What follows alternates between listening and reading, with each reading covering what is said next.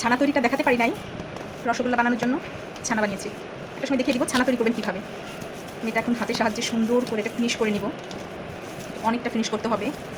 আমার আসলে রসগোল্লা খেতে ইচ্ছে করলে নিজেই তৈরি করে নিই।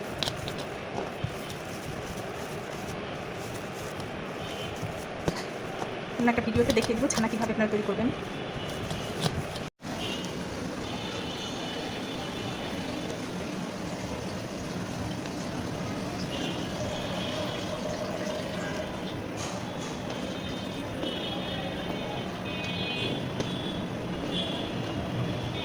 তেজপাতা গরম মশলাগুলো উঠাবো না, কেন আসলে তেজপাতা আর হচ্ছে এলাচি ফ্লেভারটা আমার ভীষণ পছন্দ, এই জন্য উঠাবো না, যাতে মিষ্টিটার ভিতরে ফ্লেভারটা যায়।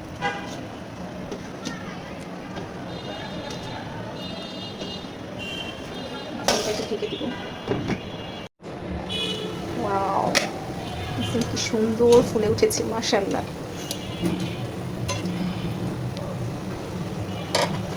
আর একটু হবে,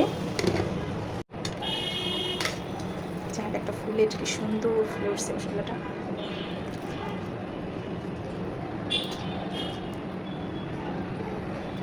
এটা এরকম ভিজে, রসটা ভিজে থাকলে রসটা টেনে নিবে, তখন হচ্ছে এটা ভালো লাগবে। এটা খুব স্পঞ্জি হয়, দেখাবো একটু ঠান্ডা হোক, দেখাবো।